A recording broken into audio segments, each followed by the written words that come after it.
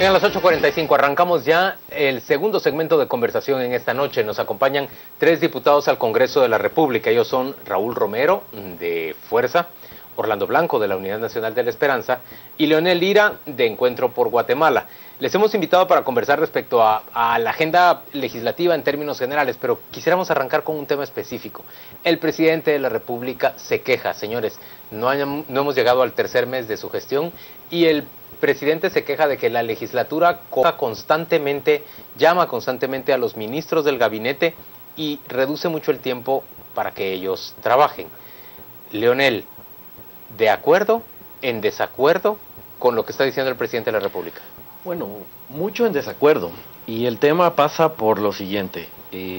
Los ministros deben responder y se cita a los ministros porque cuando llegan viceministros u otros funcionarios designados, a pesar que la Constitución y la ley orgánica lo permite, generalmente es la salida para decir, nosotros no sabemos, yo no soy el que tomo las decisiones, esto solo ve el ministro, este no es mi ministerio, yo soy el viceministro administrativo y el encargado del operativo es otro. Ese es el primer punto. El segundo es que realmente es una obligación de ellos porque así está establecido y ellos deben responder y dar cuentas. Pero es razonable ahora, que en 2 meses y medio se cite 32 ahora, veces. ese es por eso decía yo, mucho en desacuerdo, pero no totalmente, porque también eso pasa por una responsabilidad de las bancadas. Digamos, nosotros como bancada de Encuentro por Guatemala, las citaciones que hacemos son, no estamos citando un ministro cada semana o al mismo cada 2-3 días, sino se le cita a un ministro con fundamentos, se le cita con una presentación hecha, con datos, y es básicamente para una reunión de retroalimentación, uno, que él nos diga, y dos, nosotros exponerle qué es lo que nosotros vemos de fallas o de falencias, o incluso casi que ayudarle, decirle, mire, aquí está esta falla que no es culpa suya, esto ya venía de antes, y esta es la manera de arreglarlo. Entonces, existe lamentablemente esa desviación que hay algunos que se entusiasman mucho y citar a un ministro y el poder que da un diputado, pero también los ministros han tratado, no solo ahorita, sino desde el gobierno anterior, vimos al presidente Pérez Molina que les prohibió. Entonces, el ministro tiene mucha responsabilidad. Ahora, pero en el caso de otros países, es decir, lo que se acostumbra es que las comisiones parlamentarias son las que citan. Es decir, en una comisión parlamentaria están representadas la mayoría de partidos políticos. ¿No sería mucho más eficiente tanto para el Congreso como para el gobierno que nos citaran las comisiones parlamentarias y no los bloques parlamentarios? Bueno, buenas noches. Primero creo que tenemos que estar muy claros de que en este momento Guatemala lo que requiere es del fortalecimiento institucional, porque estamos saliendo de una crisis que demostró que efectivamente no solo el sistema político, sino que en sí misma la clase política es seriamente cuestionada y señalada por la ciudadanía. Y estamos saliendo de esa esto está apenas empezando, pero esto precisamente empieza por reconocer a quienes en este momento nos ha tocado asumir alguna responsabilidad institucional y de servicio público, que lo primero que tenemos que hacer es empezar a cumplir con las funciones que nos son delegadas en este caso por el marco constitucional y legal. En este caso tenemos que tener muy claro que dentro de las responsabilidades y responsabilidades del Congreso y sus diputados está no solo la de legislar, sino sobre todo también la de fiscalizar y representar. Y esto significa necesariamente el citar a funcionarios públicos para poder supervisar cómo se lleva a cabo la ejecución presupuestaria y el cumplimiento de sus funciones. En este sentido, yo creo que el presidente tiene que estar muy claro de que no puede negarle el derecho constitucional al Congreso y a los diputados de citar a funcionarios públicos para fiscalizar su trabajo y su ejecución presupuestaria. Eso en principio porque es una obligación y un derecho para los diputados. En segundo lugar, yo creo que efectivamente lo que este Congreso y esta octava legislatura tiene que hacer es terminar con las prácticas o con las malas prácticas que en el pasado hubo en el Congreso de la República. Porque todos sabemos que muchas veces se citaba a los ministros para chantajearlos, para pedirles plazas, para pedirles obras. ¿Y qué garantía tenemos que eso no está ocurriendo ahora cuando a un ministro se le cita 32 veces? Sí, yo creo que en principio tenemos que ver primero el nivel de ejecución, de calidad y de resultados que están dando los ministros a 3 meses ya de toma de gobierno. Raúl, yo creo que en 2 meses y medio se le puede pedir ya resultados a un ministro. No, pero sí creo que por lo menos medidas inmediatas. En el caso de salud, ver, por ejemplo, que un niño se muere porque no es atendido en un centro de salud y porque no lo atienden en un hospital y muere a media calle. Eso no puede ser posible en un país en el que efectivamente queremos trascender ya a una ciudadanía o por lo menos darle a la población un mejor nivel de vida. ¿Cómo no se va a citar a un ministro cuando estamos viendo que los niños están muriendo en las calles? ¿Cómo un presidente puede pretender que no se citan funcionarios que están permitiendo que esto pase por su incapacidad y por la falta de ser eficientes en las carteras que tienen a su cargo? Ahora, Orlando, pero digamos, se ha hablado de que ha habido solicitudes de muchísimos diputados, de varios diputados solicitando plazas. ¿No habrá también algún tráfico de presiones para obligar a estos ministros a conceder las plazas? El propio presidente del Congreso lo denunció. Bueno, yo lo que creo es que es la misma composición del Congreso la que a veces genera este tipo de desviaciones en la práctica parlamentaria. Yo creo que el problema no está en las citaciones que hacen los bloques, más bien es en las citaciones que hacen las comisiones de trabajo. A ver. Voy a tratar de explicarme qué es lo que sucede. ¿Quiénes tienen potestad de poder citar? Tiene junta directiva, tienen jefes de bloque, tienen presidentes de comisión. Ahorita tenemos alrededor de 48 comisiones de trabajo.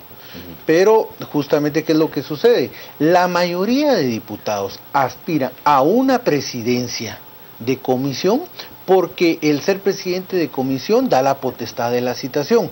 Entonces, ¿qué es lo que sucede? Por ejemplo, la bancada de la UNE citó al ministro de Salud, lo citamos hace como un mes y medio, para conocer cuál era el estado de situación en la que había tomado la cartera y cuáles eran sus planes de trabajo. Pedí una fiscalización a un mes del trabajo de un ministerio, nos parece un poco errado por partes. Pero ¿qué es lo que sucede? Que el ministro de Salud tiene su comisión contraparte, que es la Comisión de Salud, ¿verdad?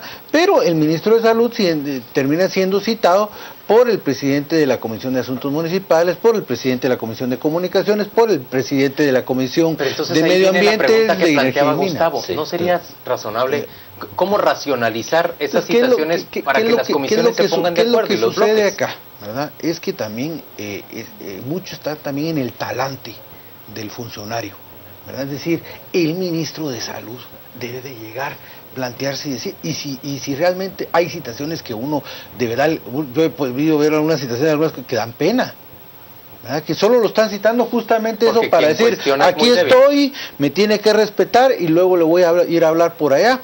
Es el talante del ministro, pero lo que está sucediendo, y yo lo que veo es que yo he podido tener más o menos en la bancada con los compañeros alrededor de 8 ministros para conocer sus planes de trabajo, y puedo decir que más de la mitad veo equipos muy débiles, ¿verdad?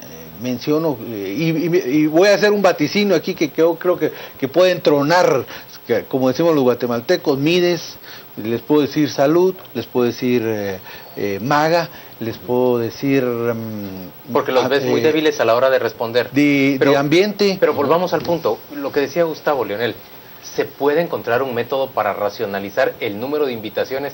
Es que, a ver, en 2 meses y medio o 3 meses, invitar 32 veces a un ministro, sí es una exageración bajo cualquier punto de vista. Sí, por supuesto que es una exageración, pero digamos, en lo que mencionaba Gustavo, que en muchos casos es para pedirles plazas o para chantajearlos o para hacerles alguna medida de presión, caramba, también los ministros pueden hacer una denuncia. De hecho, creo que todos fuimos testigos de un video que circuló el año pasado, donde dos que ya no son diputados, en ese entonces diputados, le estaban negociando con un ministro, y el ministro los grabó y lo denunció. Entonces, lo del método, tendríamos que buscar cuál sería la mejor manera. Orlando ha planteado un punto interesante, y es que, de verdad, a veces caer en la comisión es peor que digamos, ser citado por un bloque. Creo que esto pasa por la vigilancia que tenga también la ciudadanía de qué está haciendo el Congreso y de cuál es la formalidad y la seriedad de sus miembros y los que están citando a los ministros. Por supuesto, si un ministro es citado 32 veces por la misma bancada, aunque sea por diferentes diputados, eso nos refleja que ahí no hay seriedad en el tratamiento de los temas. y ni siquiera se han puesto de acuerdo, porque probablemente sea que un diputado quiere un tema, otro diputado quiere otro y otro quiere otro. Entonces se deberían poner de acuerdo. Pero creo que la parte fundamental es la seriedad que tenemos cada una de las bancadas y cada uno de los diputados que pertenecemos a las bancadas del Congreso, para citar con temas de seriedad. Por ejemplo, el tema del niño que muere. Es necesario citar al ministro de Salud. Pero que se acabó la leche en polvo, no vamos a citar al ministro de Salud para preguntarle qué pasó. Ahí tendría que responder algún funcionario que es el encargado, por ejemplo, de abastecimiento, el funcionario encargado de inventarios. Hay cosas que son de políticas públicas a las que debe responder el ministro, y hay cosas a las que pueden responder otros funcionarios. Ahora, pero también, digamos, así como hay un exceso de citaciones, también en el Congreso hay un exceso de comisiones. Sí, ya se redujeron. Es decir, ahí hay comisiones, por ejemplo, bueno, no se me viene ahorita el nombre de una comisión de asuntos específicos parlamentarios, una cosa así muy general. Pero tienen sus campos de acción específicamente marcados estas comisiones. Es decir, sabemos que la defensa, pues, defensa, agricultura, alimentación, etcétera, corresponden a cada ministerio. Corresponden a cada ministerio. Pero ¿y qué pasa con las otras que son así nebulosas sus áreas de influencia? ¿Están definidas en la ley de régimen interior? Sí, yo creo que Ahora efectivamente el tema de las Sí. presidencias de comisión y las comisiones en sí mismas, como una práctica del pasado, se fueron convirtiendo en un botín político y en un premio político para las juntas directivas y los bloques que negociaban las elecciones de precisamente las juntas directivas. Yo creo que esta octava legislatura ha dado pasos importantes que se deben de conocer. Uno de ellos es la reforma a la ley orgánica del organismo legislativo, en donde precisamente temas como este se han sido revisados y han sido modificados. Actualmente existen 54 comisiones, 32 comisiones permanentes y el resto son comisiones extraordinarias. Sin embargo, en las reformas que fueron ya aprobadas se eliminan las comisiones extraordinarias y quedarán solamente 34 comisiones permanentes de trabajo, que efectivamente responden a temas específicos y que son en una gran parte la contraparte a los ministerios del organismo ejecutivo para poder llevar a cabo la fiscalización, revisar los planes operativos de trabajo e ir evaluando el cumplimiento de las metas y objetivos de esto.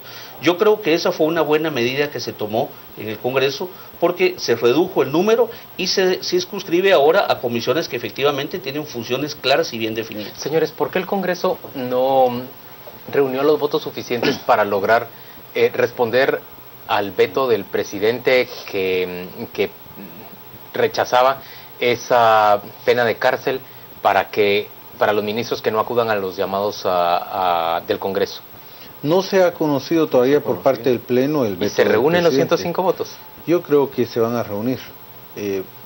Yo creo que por ahí es donde viene un poquito el tema. Yo creo que el presidente está haciendo mal tratando de echarse un pulsito con el Congreso, con el tema del veto presidencial. A mí, de verdad, cuando yo vi la reforma, me parece un poco exagerada la penalización que hay en la reforma, pero no es vetando la reforma. ¿Te parece exagerada cárcel a los ministros? Me parece exagerado la pena, porque eso fue producto de un día anterior, de una discusión en un hotel cuando se estaba discutiendo la ley orgánica del Congreso, donde un representante planteó... Esa fue iniciativa de Milcar Pop.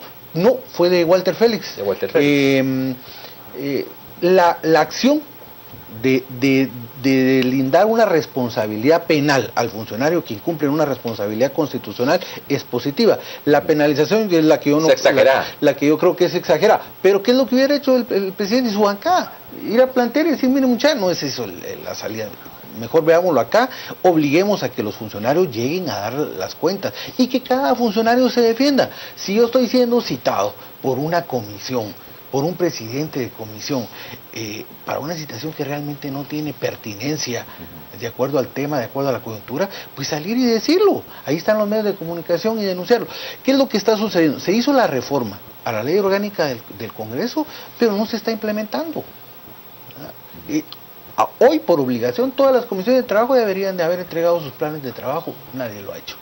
comisiones pocas conozco yo que han entregado su plan de trabajo. ¿Y a quién corresponde? Deben de haber ya copias digitalizadas. Claro, Junta Directiva no ha dado los instrumentos para que eso se dé, pero deben de haber las memorias de las citaciones, y entonces puede haber la gente está esperando, la mayoría de gente está atenta sobre el 10 de abril porque es la fecha que el transfugismo se va a dejar, cobra vigencia. pero y todo lo demás, nadie le está poniendo atención. Yo creo que hay temas importantes que habría que ver, pero acá yo creo que el presidente le está entrando mal al tema. Se está queriendo echar un pulsito y lo va a perder. Miren cuando se lo estoy diciendo. ¿Lo pierde a pesar de que logró llevar a todos estos diputados tránsfugas a su bancada? Son 30 y pico, yo creo que lo va a perder. ¿Por qué? Porque el Congreso tampoco. Y sería un mal mensaje que el Congreso se deje respetar por otro organismo. Aquí no es cuestión de pulsos políticos, aquí es cuestión de hacer valer un derecho constitucional. Y el derecho constitucional es que el ministro puede ser citado por los diputados al Congreso y el ministro está obligado a ir a dar. Si no, vamos a incurrir en lo que sucedió con Otto Pérez, ¿verdad? Entonces ya nadie llegaba a las citaciones, estropeaban la tarea de la fiscalización. Yo creo que el presidente va a perder el pulso con Además esto debe verse mucho más allá de un pulso político, porque lo que se busca en este momento es crear instrumentos que permitan efectivamente fiscalizar y transparentar la ejecución presupuestaria y el trabajo político. Entonces, en este caso el presidente sí deberá entender que lo que se está buscando en el Congreso no es en contra de su gobierno, es crear un instrumento que permita la fiscalización a este y a futuros gobiernos, que lo que permita es que efectivamente el funcionario tenga que rendir cuentas, presentar planes operativos de trabajo, presentar los resultados de su trabajo. Leonel, ¿se logran los 105 votos para revertir el veto del presidente y sancionar la ley? Yo creo que sí, si hacemos números, somos 158 menos 32, bueno, hay 126 votos. Quitemos los que no llegan, los que están de viaje, los que están fuera. Pero ¿qué tal si la bancada oficial logra, por ejemplo, persuadir a la bancada de todos para que migre con ellos? Pero tengamos en cuenta algo. Le pide a Creo que migre con ellos. Tengamos en cuenta algo. Ustedes al principio de esta conversación, Gustavo decía, es que los chantajean, es que los citan. Una cosa es que haya diputados que incluso de otros partidos migraron hacia la bancada oficial, y otra cosa es que esos diputados que migraban hacia la bancada oficial tengan identificación con dicha los mismos bancada, intereses del Ejecutivo. Y no con sus propios intereses. Es más, nosotros vimos en el gobierno pasado, en la legislatura pasada, diputados de la bancada oficial que citaban al ministro para sacarle el aire. Y a pesar de que eran partido oficial y bancada oficial, lo llamaban. Máxime ahora que muchos de estos son advenedizos, digamos. Llegaron ahí, pero no tienen ninguna identificación, y es más, como lo hemos visto con sus declaraciones, no tienen identificación con nadie, más que identificación con ellos mismos. Y muchos de los diputados que están que acaban de pasar a la bancada oficial son distritales, y lo que dicen es, yo me debo a mi distrito, no me debo a un secretario general, no me debo a un presidente, no me debo a nadie, yo me debo a un distrito. Y esa va a ser la lógica, por eso es que es muy probable, 99% de probabilidades de que sí se junten más de 105 votos para retirar el veto. Señores, gracias a los tres por acompañarnos a las 8:45. Vamos con Rocío Lazo, ella nos cuenta qué se está comentando en redes sociales de esta plática.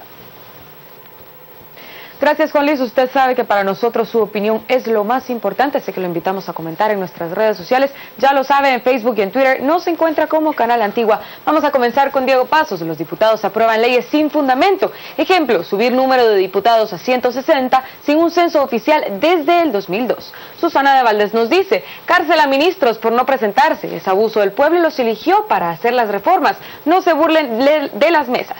Byron Solís, en el Congreso las citaciones son el punto de partida para la corrupción, porque comienzan a ejercer malévolas influencias. Mario Alberto nos dice, me gustaría que aclaren lo del decreto 11-2016, la ley de los jubilados. Y por último, Luis Enrique Díaz, bueno, si el trabajo del Congreso es fiscalizar, debe citar, pero no para extorsionar con plazas. Ojo, así no. Le agradecemos por todos sus comentarios. Vamos a conocer ahora todo sobre los deportes y lo invitamos a que se quede en sintonía de a las 10 p.m.